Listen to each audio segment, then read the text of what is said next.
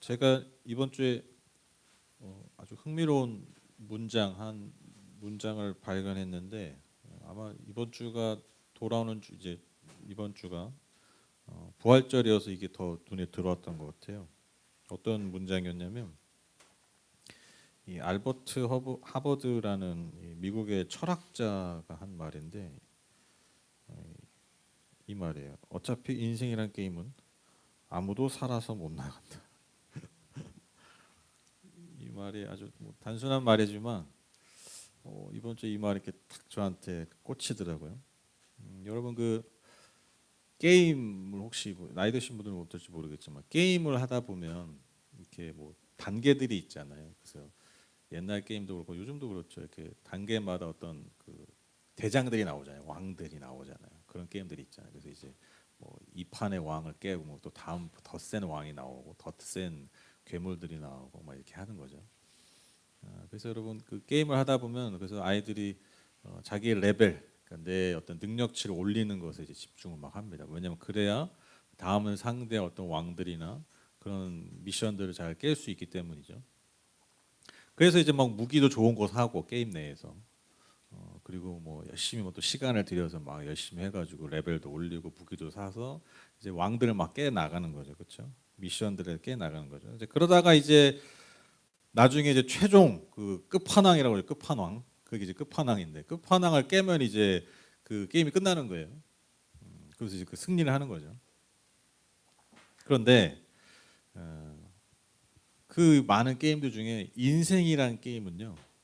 우리가 아무리 레벨업을 하고 우리가 아무리 좋은 무기를 얻어도 결국 우리가 끝판왕한테 어떻게 된다고요? 지는 게임이라는 거예요. 아무리 열심히 하고 시간을 들이고 노력을 해도 우리 인생의 마지막 끝판왕인 죽음 앞에는, 죽음이라는 그 왕 앞에는 모든 인생이 결국 죽는 것으로 그 게임이 끝난다라는 것이죠. 어찌 보면 여러분 인간 삶의 그 허무함이 여기에 있는 것 같아요. 특별히 여러분 그 인생이 허무하다, 인생이 참 무상하다, 그리고 그 우울감에 빠지는 사람들 보면 어떻게 보면요, 여러분 뭐가 없는 사람이라기보다 무언가 가지고 누려본 사람들이 그런 경우가 더 많이 해요.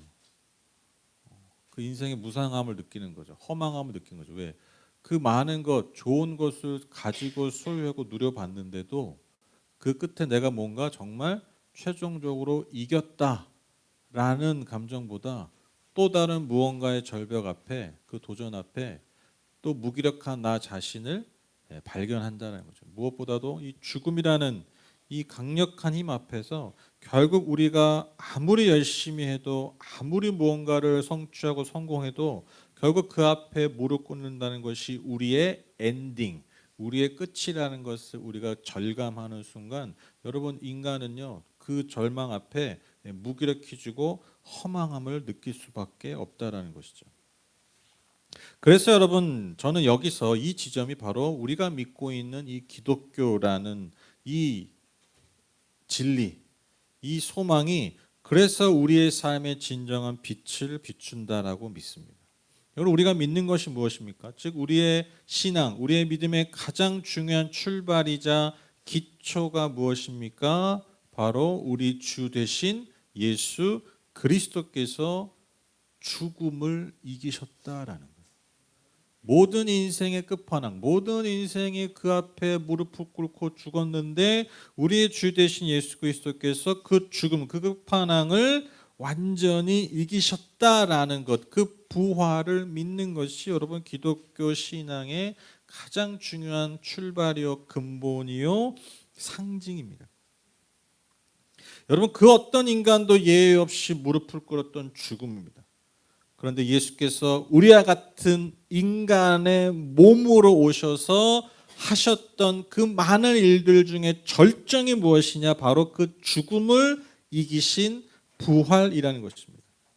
여러분 이것은요 인간 노력의 극대화로 얻을 수 있는 수준의 것이 아니에요. 인간의 성취와 노력의 극대화로 가까스로라도 얻을 수 있는 그런 수준의 것이 아니라 그 어떠한 인간도 쟁취하지 못했던 죽음으로부터의 승리입니다. 이 몸뚱아리를 가진 존재라면 한 번도 이겨본 적이 없는 놈이 그 죽음이에요. 그 놈 하나만 때려잡으면 다 이기는 거예요. 그 죽음이란 놈을 제대로 때려서 잡으시고 죽이셨다라는 것이 바로 부활의 영광이요 소망이라는 것이죠. 그 어떠한 위대한 것을, 좋은 것들을 소유한들 여러분, 죽음 앞에 무릎을 꿇었던 이 비루한 몸뚱아리들을 가졌던 그 존재들에게 들려오는 가장 위대한 소식이고 가장 복된 소식인 그 부활, 여러분, 그것이 우리가 믿는 복음이요 우리가 믿는 믿음입니다. 여러분 안에 다 이런 믿음이 있으시죠?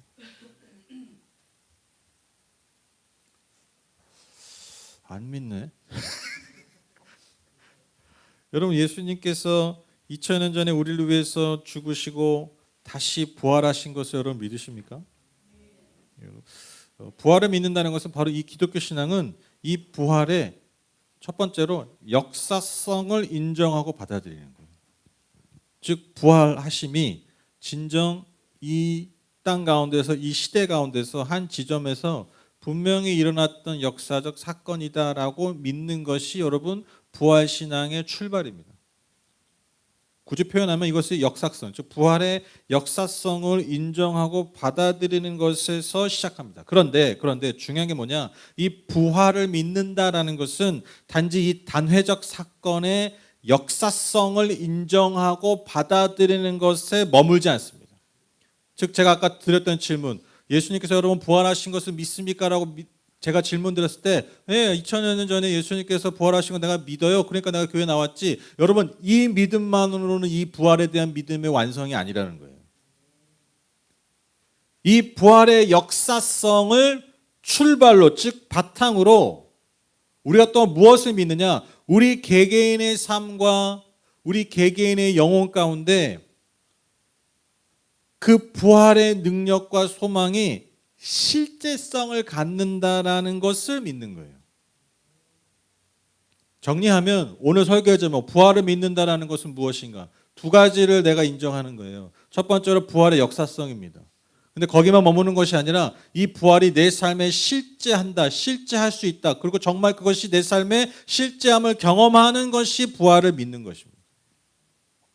그러면 여러분, 우리가 우리의 삶에서 부활을 실제로 인정하고 믿는다는 것은 어떠한 의미일까요? 저는 이것을요 한마디로 이렇게 정의하고 싶습니다. 그게 뭐냐? 잘 들으세요. 부활의 실제 믿는 것은 내 삶의 실패의 자리에서 내 존재를 정의 내리지 않는 겁니다. 이해됐죠, 얘들아? 조금 말이 어려운데 다시 설명할게요. 내 실패의 자리에서 내 존재를 정의 내리지 않는 거예요. 이게 부활을 믿는 거예요. 왜 그렇습니까? 부활이 인간의 모든 실패를 결국 극복한 사건이기 때문에. 그것이 모든 인간에게 그래서 의미가 있고 그 모든 인간에게 결국 진정한 소망을 주는 복된 소식이 될 수 있다라는 것입니다.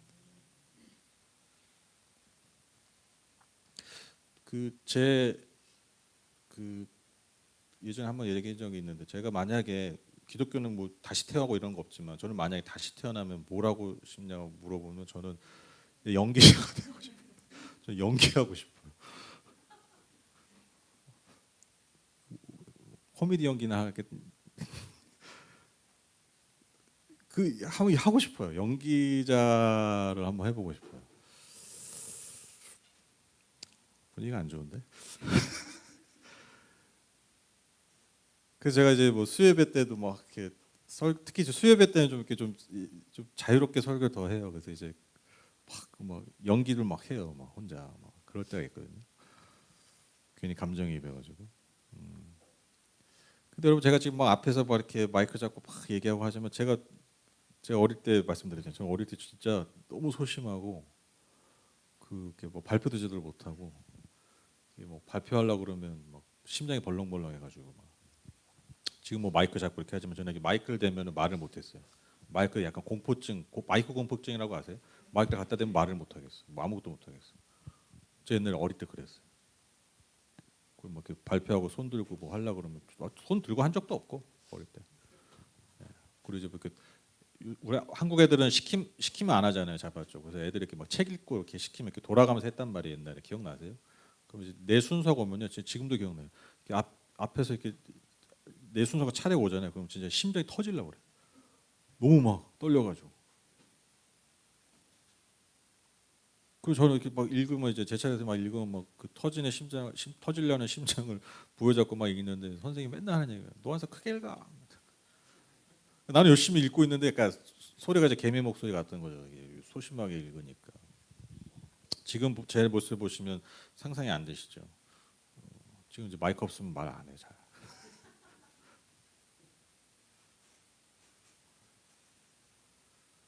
제가 아이들 키울 때 그 마음 먹었던 것 중에 하나가 그거예요. 아이들의 어떤 모습에 대해서 이렇게 조급해하지 말자. 왜 조급해하지 않냐면, 그러니까 뭐 예를 들면 뭐 먹는 거나 뭐 아니면 뭐 이렇게 애들이 뭐 이렇게 행동하는 거 이런 거 뭐 잘못된 거 당연히 가르치고 혼내기도 하지만 그 우리가 그 기다려야 되는 거 있잖아요. 뭐 한글을 뭐 언제까지 뭐 요즘 애들은 뭐 몇 살까지 뗀다는 이걸 어떻게 그때까지 뭐 배우고 시키고 뭐 이렇게 하는 게 아니라 결국 다 떼더라고요. 왜냐면 저는 어릴 때 유치원 다닌 적도 없고 뭐 그냥 바로 학교 갔거든요. 근데 오늘 한거 보고 있더라고. 어느 날 책 보고 있더라고요. 책 끼고 살더라고요. 그러니까 결국 시간이 되면 어느 정도 다 되는 것들이거든요. 그러니까 내가 거기에 조급해하지 않겠는데 제가 그런 조급해하지 않겠다고 자꾸 마음 먹고 아이들을 키웠던 이유 중에 하나가 뭐냐면 다른 게 아니에요. 제 경험 때문이에요. 제 경험 때문에. 제가 옛날에 정말 못했던 거 많고 되게 힘들었던 것도 많고 되게 제가 결핍됐던 것들이 많았는데 지나고 보면요. 그것들이 다 채워주고 결국 되더라고요. 내가 그렇게 굳이 조급하게 할 필요가 없다. 그 중에서 제가 참 가장 크게 얻었던 은혜가 뭐냐면요. 저는요 굉장히 그 좀 비관적인 사람이었어요. 비관적인 사람. 그래서 제가 그 참 어릴 때 제가 가지고 있던 자의식 중에 제 머리와 가슴 속에 아주 크게 또아리를 틀고 있었던 그 딱 한 문장이 있어요. 그게 뭐냐면요. 난 뭘 해도 잘 안 돼. 이게 제 어린 시절에 저를 이렇게 사로잡고 있던 말이었어요. 진짜예요. 제가 어릴 때 느꼈던 게 항상 그거죠. 내가 뭘 해도 잘 안 돼. 남들은 다 이렇게 평범하게 되게 평범하게 잘 되는 일들인데 왜 나는 그게 잘 안 되지? 제가 그 어릴 때 그런 경험들이 많았어요. 제 딴에는. 그러니까 제가 내린 결론이 그거예요. 내 삶은 뭐가 잘 안 되는구나. 남들 평범하게 되는 것도 안 되는. 특별한 걸 바라는 게 아니에요. 특별한 걸 막 이루고자 했던 게 아니라 그냥 남들이 평범하게 되는 일들이 나는 안 되는 것 같은 거예요. 그런 경험들이 저한테 있었거든요. 그런 경험들이 저한테 크게 다가왔나 봐요. 그래서 저 어릴 때 제 생각과 마음을 사로잡고 있었던 딱 한 문장이 이거예요. 나는 뭘 해도 잘 안 돼. 그래서 제 어머니는 기억을 못 하실 수 있는데 뭐 어제 일도 잘 못 하시는 분이니까 뭐 제가 어릴 때 뭐 때문에 했는데 그게 잘 안 된 거예요. 근데 저도 모르게 저 어머니 앞에서 난 뭘 해도 안 돼. 뭐 이렇게 했던. 근데 제가 딱 그 말하고 났을 때 저희 어머니가 약간 뭔가 좀 되게 충격을 받으셨던 얼굴이었어요. 그래서 내가 실수했다. 내가. 저도 모르게 튀어나온 말인데 나 혼자 하는 말이 아니라 제 어머니가 그 말을 들었을 때 약간 좀 충격을 받으셨던 얼굴이 제가 기억이 나요. 그래서 눌려왔던 게 다 터진 거죠.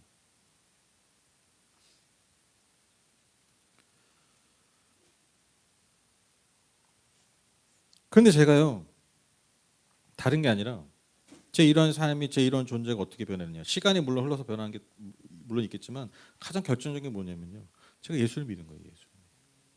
근데 예수를 믿었다는 게 여러분 그냥 예수님이 뭐 살아계시고 부활하시고 뭐 그냥 이런 교리정을 믿은 게 아니라 정말 예수님의 행하신 일들과 예수님이 나에게 해주신 일들이 정말 내 삶의 실제가 됨을 배우고 깨닫기 시작하니까요. 어떤 변화가 일어났냐. 여러분 내가 나를 바라보는 눈이 달라져요. 내가 나를 바라보는 눈이 달라져요. 즉 내 삶에 내리는 정의들이 달라져요. 내 삶을 보면서 되뇌이는 문장이 달라져요. 표현이 달라져요. 이게 여러분 어느 순간 마치 바울처럼 우리가 사도행전 보시면 바울이 어느 날 갑자기 하나님 팍 만나잖아요. 그런 경험이 아닌데 그냥 내가 예수를 믿고 살다 보니까요. 어느 날 그렇게 내 삶이 내 생각이 내 삶에 내리는 정의와 문장들이 달라지기 시작하더라고요. 그래서 여러분, 제가 예수님을 진짜 만나고 인격적으로 경험하고 그래서 그 복음을 통해서 제 생각과 내면에서 근본적으로 바뀐 제 자아와 제 안의 생각이 무엇인지 압니까?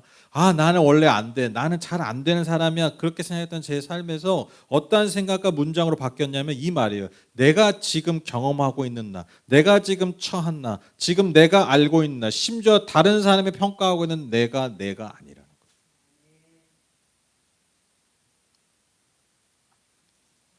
이게 예수님 때문에 바뀐 생각이에요. 우리는 쉽게 내가 지금 가지고 있는 건 내가 지금 방금 성취한 것을 통해서 나 자신을 자꾸 정의하고 나 자신을 거기에 자꾸 머물려고 하는데 내가 예수를 믿고 나니까요 바뀐 생각이 그거예요. 지금 내 처한 상황에 내가 아니라는 거예요. 과거에 내가 경험하고 계속해서 쌓아왔던 그 경력들이 결국 내가 아니라 그것을 뛰어넘는 그것을 초월하는 내가 있다라는 거예요. 내가 할 수 없는 거예요. 그거는. 누가 하신 거예요? 예수께서. 특별히 예수께서 십자가에서 예수께서 무덤문을 나오시는 순간 벌어지는 내 삶의 완전한 변화라. 그러니까 이게 갑자기 벼락같이 저한테 임한 게 아니라 제가 예수를 믿고 나서부터 예수를 알고 나서부터 계속 알아가면서 제 안의 내면이 제 삶의 존재가 그렇게 변화되기 시작했다는 것이죠. 여러분 꼭 기억하십시오. 우리가 예수라는 분을 알 때, 예수라는 분을 정말 내 삶에 믿을 때, 부활을 내가 정말 믿을 때 우리의 삶의 변화가 뭐냐? 내 삶에 전혀 다른 차원이 있다라는 것을 깨닫기 시작하는 거예요. 그러니까요, 그걸 깨닫고 나니까요, 나를 보는 눈과 또한 내 과거와 내 현재와 앞으로 다가올 내 미래를 보는 눈이 달라질 수밖에 없다라는 거예요. 여러분 이것이 어떻게 가능하다고요? 바로 예수님의 부활 때문에 가능하게 되었다라는 것입니다. 나의 연약함과 나의 죄와 나의 실패와 나의 절망의 자리에 주님께서 먼저 찾아오셔서 이 말이 중요합니다. 그게 내 최종 결론이 아님을 깨닫게 하십니다. 그게 너의 최종 결론이 아니야. 그게 너의 결말이 아니야.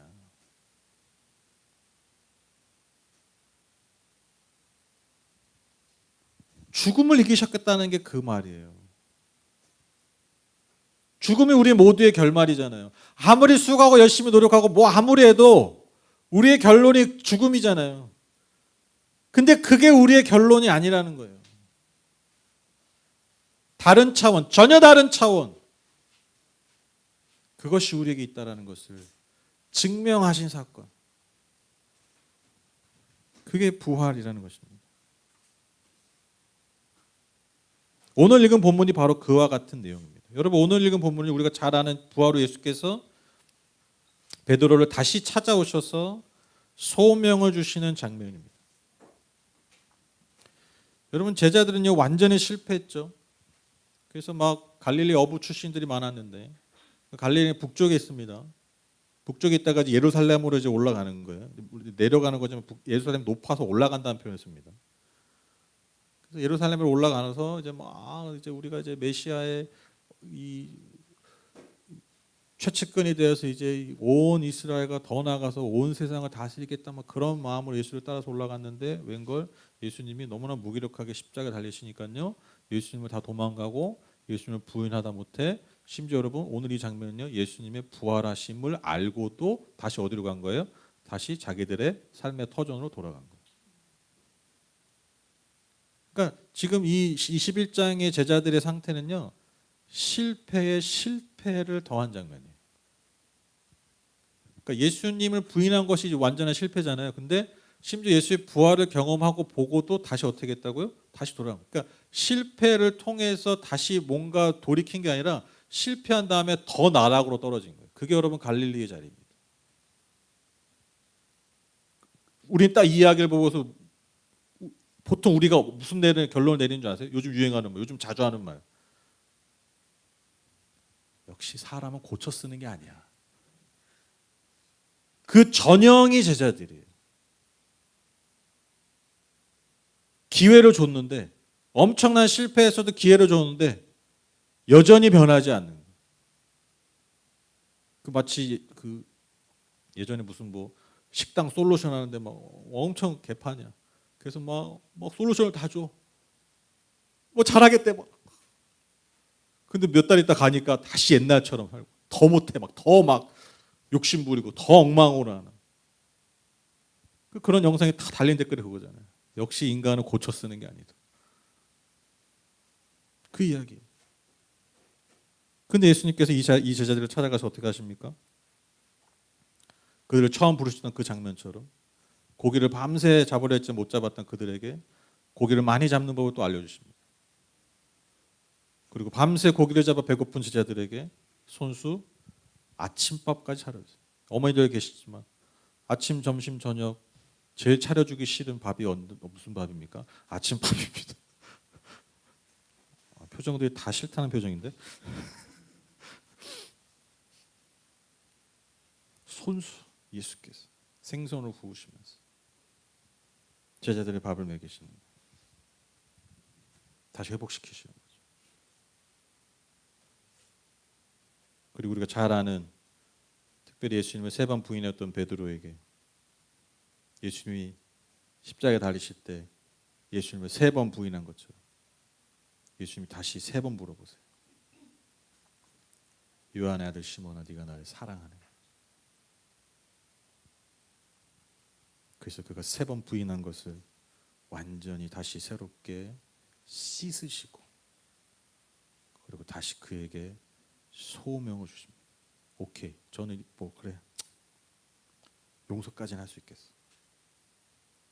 다시 여러분 소명을 주셨다는 건 여러분 더 놀라운 거예요. 여러분에게 상처 주고 여러분이 너무나 중요한 것을 맡겼던 사람에게 배신당하고 너무나 큰 아픔과 상처를 겪었는데 오케이, 내 예수 믿으니까 그래, 내 은혜 받았으니까 용서까지는 해줄 수 있어요. 어떻게 보면. 근데 다시 맡긴다? 저는 이건 거의 불가능하다고 생각해요. 왜? 그게 결론이에요. 베드로는 안 돼. 용서는 해줘. 내 빠따는 안 때릴게. 제가 늘 말씀드리잖아요. 저는 부활을 하면은 그 십자가 달았던 그 나무를 다시 구해가지고 저는 그걸 몽둥이로 바꿀 거예요. 가시면류관 그것도 이렇게 구해서 박아. 그래서 12 제자들 줄 빠따. 오케이, 그거 안 할게. 다시는 못 맡게. 오늘 예수님께서 베드로에게 다시 그분의 놀라운 사명을 그 부활의 복음을 전할 하나님의 사도들로 예수님의 사도들로 그들을 다시 부르십니다. 이건 너무 읽으면 읽을수록 알면 알수록 이 이야기는요 우리에게 감동을 줍니다. 정말 은혜로 말 그대로 은혜로운 장면. 여러분 왜 이게 감동일까요? 왜 우리의 마음을 움직이고 우리에게 은혜를 줄까요? 말 그대로 진짜 은혜를 베풀었기 때문에. 은혜를 베풀었기 때문에. 완전히 파산해버린 그 영혼들. 고쳐 쓸 수도 없는 그 영혼들. 특히 그 베드로를 찾아가서 용서하신 것을 넘어서 다시 그 위대한 소명, 그 사명을 주시는 이 부분은요, 여러분 정말 이루 말할 수 없는 하나님 은혜의 절정입니다. 찾아오셔서 새롭게 하시고 회복하시고 다시 세우신 여러분 말로 다 할 수 없는 은혜의 절정의 장면이에요. 예수님이 찾아가신 곳은 단지 바닷가가 아닙니다. 해변이 아니에요. 제자들이 완전히 처절하게 실패한 자리입니다. 그들의 실패는요, 여러분 분명한 현실이잖아요. 현실. 변하지 않는 현실이에요. 이미 고정된 사건입니다. 그러나 중요한 게 무엇입니까? 부활하신 예수께서 그들을 찾아가시자 여러분 그 실패의 자리가 다시 새롭게 되는 자리로 바뀌어요. 부활하신 예수께서 그 실패의 자리에 찾아가시자 그들이 실패한 자리가 아니라 다시 그들의 삶을 회복하는 자리로 바뀝니다. 부활하신 예수께서 그들의 실패의 자리에 찾아가시자 다시 고쳤을 수 없는 인간이 아니라 다시 위대한 하나님의 사람의 자리로 바뀌는 현장이 되어버린다. 여러분, 이게 부활의 의미예요. 이게 부활의 은혜를 입은 자들, 그 부활의 은혜를 입은 모든 자들의 다시 뒤바뀌는 현실이라는 것입니다. 여러분, 이것을 믿으셔야 돼요. 이걸 진짜 믿는 게 부활을 믿는 겁니다. 여러분, 오늘 이 놀라운 부활의 소식에 다시 한번 우리가 우리의 영혼에게, 우리의 삶에 선포해야 될 말이 뭐냐? 여러분, 실패한 내가 아니라는 거예요. 지금 연약한 내가 아니라는 거예요. 지금 어떻게 보면 내 현실 때문에, 내 처한 상황 때문에 지금 절망해 있을 수 있어요. 지금 낙심해 있을 수 있어요. 지금 우울해할 수도 있어요. 그러나 그게 내가 아니라는 거예요. 이게 부활입니다. 이게 부활을 믿는 거예요. 부활하신 예수의 은혜가 이미 나를 찾아오셨기 때문에 내 실패와 내 연약함과 내 절망스러운 상황들이 나를 정의 내릴 수 없다. 내 미래를 결정할 수 없다. 이걸 내 삶에서 싸우고 내 삶에서 선포할 수 있는 그 힘이 어디 있느냐? 바로 예수 그리스도의 부활이에요.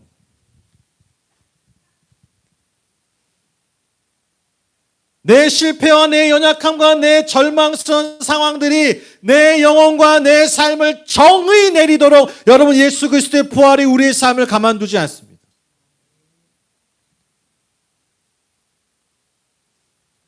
실패하고 연약하고 절망한 제자들을 찾아가셔서 그러한 삶으로 살게 내버려 두시지 않았다라는 거예요.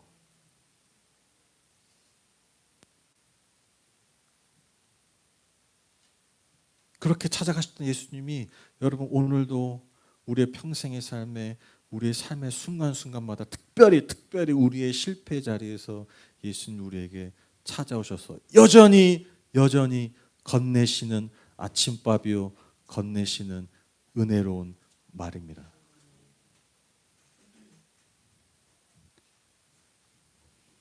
결론을 맺겠습니다.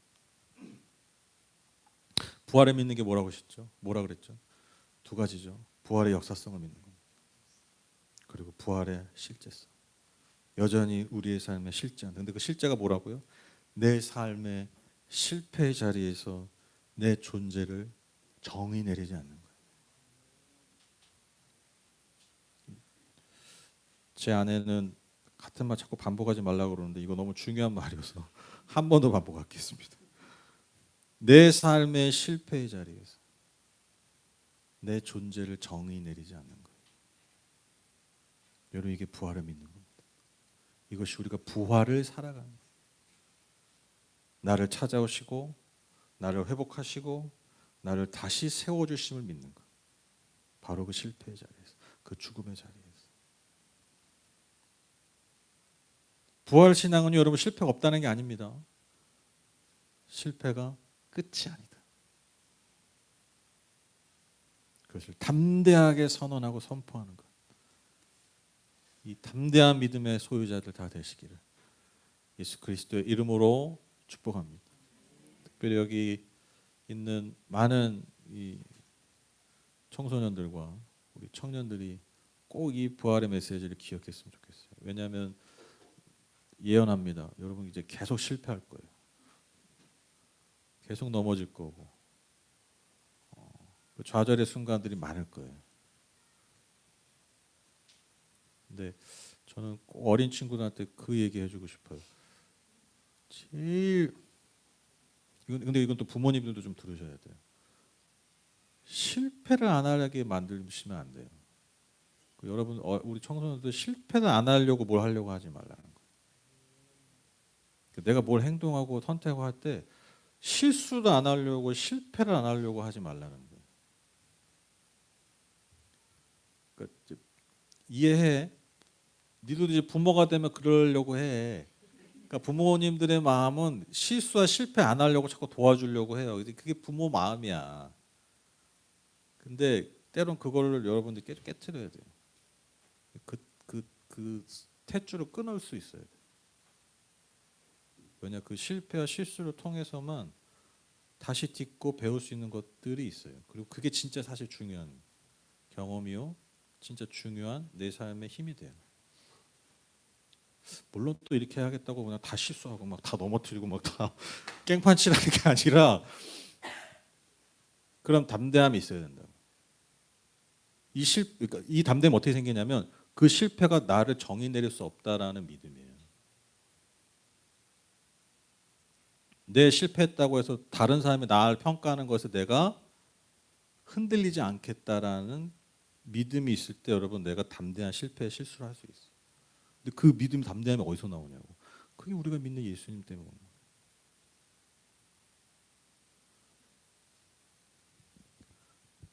그 믿음으로 좀 살아갔으면 좋겠어요 우리 아이들이.